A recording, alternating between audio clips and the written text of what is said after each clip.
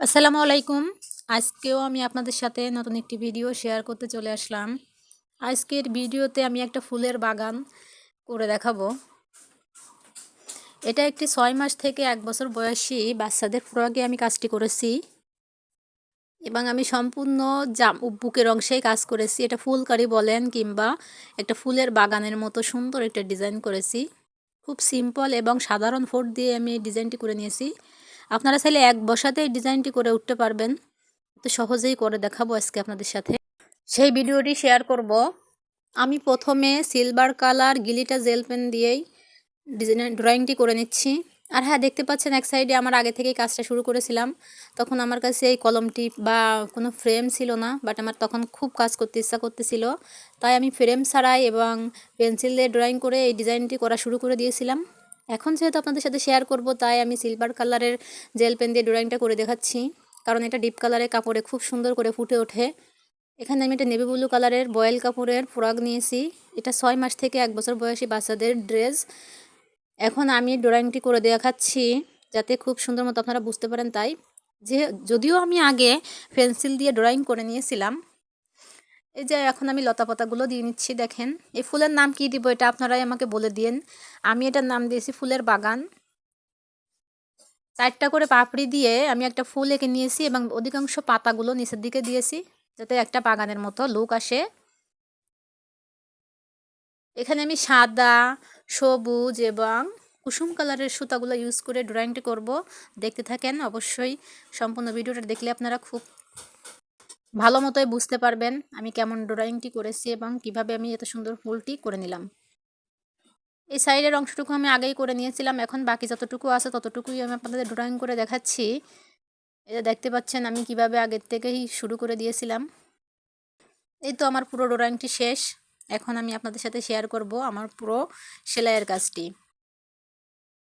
ছোট বাচ্চাদের জন্য যেহেতু গরমকাল, এখন আপনারা চাইলে এরকম সুন্দর সুন্দর ড্রেস বানিয়ে দিতে পারেন সুতি কাপড়ের উপরে। সুতি বয়েল কাপড় হলে বাচ্চাদের যেমন আরামদায়ক লাগে, তেমনি দেখতেও খুব গর্জিয়াস লাগে কিছুটা হাতের কাজ করে নিলেই। এই যে আমি সাদা সুতো এবং জলপাই টাইপের একটি সবুজ সুতো নিয়েছি। আমি ডাইরেক্ট সবুজ দিব না, এখানে জলপাই টাইপের যে সবুজ কালারটা হয় ওটা দিচ্ছি, যেহেতু নেভি ব্লু কালার খুব সুন্দর ফুটবে।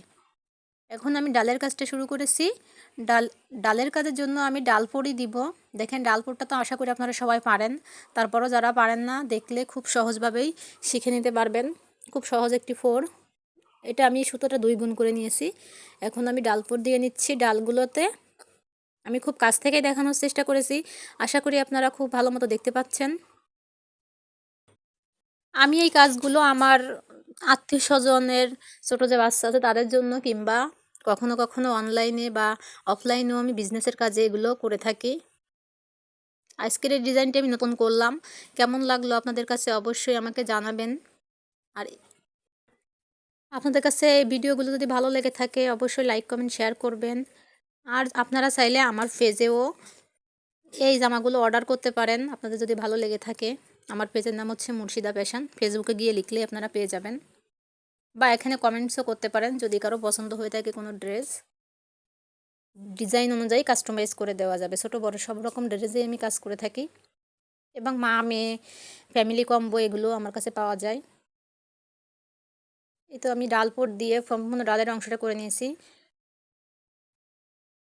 ডালের কাজটা কমপ্লিট করার পরে আমি যেহেতু একই সুতো দিয়ে পাতাগুলোও করে নিব, তাই আমি এখান থেকে সরাসরি পাতায় চলে যাচ্ছি। পিছন দিকে আমি সুতো কাটিনি আর কি। এই দেখেন, আমি আজকে পাতায় যে ফোরটি আপনাদের দেখাবো খুবই সহজ এবং সিম্পল একটি ফোর। এই ফোরটি আমি আগে আপনাদের সাথে শেয়ার করিনি। এত সহজে লম্বা লম্বা বড় যে পাতা আপনারা ভরাট করতে পারবেন, দেখেই খুব ভালো লাগে আসলে। এ দেখেন, আমি প্রথমে মাঝখানের একটা পাপড়ির মতো একটা করে দিয়ে নিয়েছি, সেলাই দিয়ে নিয়েছি। এখন নর্মালি এই মাথা থেকে ওই মাথা পর্যন্ত পাতা শেপ করে আমি উঠায়ে মাঝখানে এটাকে গিট দিয়ে আটকে নেব। আর মাঝখানে আটকে নিলে হবে কি, মাঝখানে যে পাতার একটা শিরা থাকে এটা খুব সুন্দর মতো ফুটে ওঠে। দেখেন, এই যে আমি পুরো পাতার শেপের এই কোণা থেকে ওই সাইড পর্যন্ত একই রকমভাবে ফোরটা উঠাবো এবং মাঝখান দিক থেকে আবার সুইটা উঠিয়ে ওই যে সেলাইটা সম্পূর্ণ উঠালাম ওইটাকে আবার গিট দিয়ে নিচ থেকে নিয়ে নেব, আবার নতুন করে শুরু করব। এভাবেই আমি সম্পূর্ণ পাতার শেপ অনুযায়ী এঁকে নিব এবং ডিজাইনটি করার পরে পাতাটা এত সুন্দর লাগে। আবার দেখা যায় যে কখনো এই পাতাটা কিন্তু ফুলে ফুলে থাকবে না বা খুলে যাওয়ার সম্ভাবনা নেই, যেহেতু প্রতিটা সেলাই আমি গিট দিয়ে দিয়ে আটকে দিয়েছি এবং খুব তাড়াতাড়ি ভরাট হয়ে যায় পট দিলে। আপনারা চাইলে লম্বা বা ছোট যে কোনো পাতা এই ডিজাইন দিয়ে করতে পারবেন, বা এখানে আপনারা শাটিন বরাট বা হচ্ছে কাশ্মীরি বরাট দিয়েও করা যায়, বাট এটা করার জন্য পাতাগুলোর একদম সুন্দর লুক আসে। এই তো এইভাবে আমি সম্পূর্ণ পাতাটি করে নিলাম। পাতার কাজটিও আমি এবং ডালের কাজটি আমি একই সুতা দিয়ে করেছি। যেহেতু আমি ফুলের বাগানের মতো করে লুক দিতে চেয়েছি, তাই ফুল পাতাগুলো একটু বেশি করে সম্পূর্ণ গাছটি দেখানোর চেষ্টা করেছি। ফুলের গাছটি আমি জামার সম্পূর্ণ বুকের অংশে এই কাজটি করে নিব। আপনারা চাইলে এটাকে ফুলকারি ডিজাইনই বলতে পারেন, এবং এই ফুলটা আমি নতুন করেছি একেবারে। এই ফুলটা আপনাদের কাছে কেমন লাগবে অবশ্যই আমার কাছে কমেন্টস করে জানাবেন, এবং এই ফুলটার নাম কি হতে পারে সেটাও আপনারা আমাকে জানাবেন। কার কেমন মনে হয় যে এই ফুলটার নাম কি দেওয়া যায়। এই তো পাতার কাজটি এবং ডালের কাজটি আমি কমপ্লিট করে নিয়েছি। বাকি যে পাতাগুলো আছে সেগুলো আমি কমপ্লিট করে নিব, আপনাদের দেখানোর জন্য এতটুকু করলাম আর কি। এরপরে হচ্ছে আমি এখন ফুলের কাজ শুরু করে দিয়েছি। ফুলে যেহেতু আমি সাদা সুতা দিব, তাই সাদা সুতা দিয়ে আমি কাশ্মীরি বর্ডার দিয়েই করব। তো আমি ফুলের কাজটি শুরু করেছি। একটা ফুলে যেহেতু 4টা করে পাপড়ি আছে, 4টা পাপড়ি আমি কাশ্মীরি ভরাট দিব, কারণ এই ভরাট দিলে হয় কি খুব তাড়াতাড়ি ভরাট করা যায় এবং দেখতেও ফুলের লুকটা খুব ভালো আসবে। কাশ্মীরি ভরাটটা আমি অন্যান্য আগেও সেলাইতে খুব ভালো মতো দেখিয়েছি, আজকেও খুব কাছ থেকে দেখানোর চেষ্টা করতেছি। আশা করি আপনারা খুব ভালো মতো বুঝতে পারতেছেন।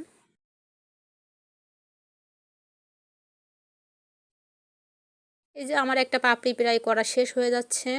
এভাবেই আমি সবগুলো পাপড়ির কাজ কমপ্লিট করে নিব।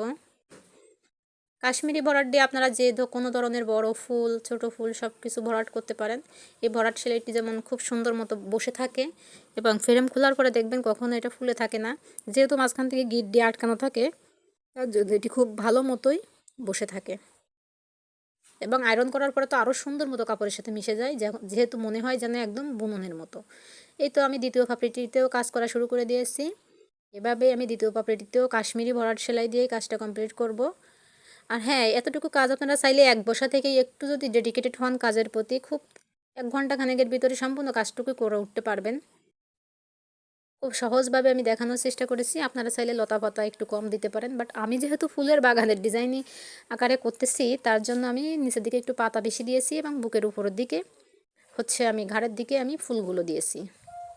সম্পূর্ণ ডিজাইনটি দেখলে আপনারা খুব ভালো মতো বুঝতে পারবেন, এবং খুব সহজ সিম্পলভাবে আমি আজকে ড্রয়িং এবং হাতের কাজটি করে দেখাচ্ছি আপনাদেরকে। তো আমার 2 নম্বর পাপড়িটিও করা শেষ, যেহেতু 4টা করে পাপড়ি দিচ্ছি। আর হ্যাঁ, ফুলটা কিন্তু কিছুটা দেখতে প্রজাপতি স্টাইলের মতো মনে হচ্ছে, তাই না? এখন আমি বাকি 2টা পাপড়ি 3 নম্বর পাপড়িটাও করে নিচ্ছি। এভাবেই আমি সম্পূর্ণ পাপড়ির কাজটি করে নেব, এবং পুরো ফুলটি করা হলে দেখতে পাবেন কত সুন্দর লাগতেছে ফুলটা দেখতে। আপনারাও চাইলে আপনাদের অবসর সময়ে এমন সুন্দর সুন্দর ড্রেস বানিয়ে আপনাদের নিজেদের বেবি বা আত্মীয় স্বজনদের গিফট করতে পারেন। আসলে হাতের কাজ যাদের শখ তারা চাইলে যে কোনোভাবেই হাতের কাজ করতে পারে। কারণ আমি এই কাজটা কিন্তু প্রথম যখন শুরু করেছি তখন আমার কাছে ফ্রেম বা এই কালারের কোনো কলম ছিল না, বাট তখন আমার কাজ করার এত ইচ্ছা হচ্ছিল যে আমি পেন্সিল দিয়ে ড্রয়িং করেই এবং ফ্রেম ছাড়া এই কাজটি করে নিয়েছিলাম। এখন আমি ফুলের সামনে যে 2টা করে দাগ দিয়ে আমি প্রজাপতির ইসের কালারে দিয়েছি চোখের মতো করে। এখন সেখানে আমি কুসুম কালারের সুতোটি ব্যবহার করব, এবং এই অংশটুকু আমি কুসুম কালারের সুতা দিয়ে করে নিব। এখানেও আমি ডালপট দিচ্ছি, 2টা 3টা ডালপট দিলেই এই অংশটুকু হয়ে যাবে। এবং সামনে যেহেতু দেখতে পাচ্ছেন একটা মোটা করে ফোঁটা দিয়ে নিয়েছি, এটাকে আমি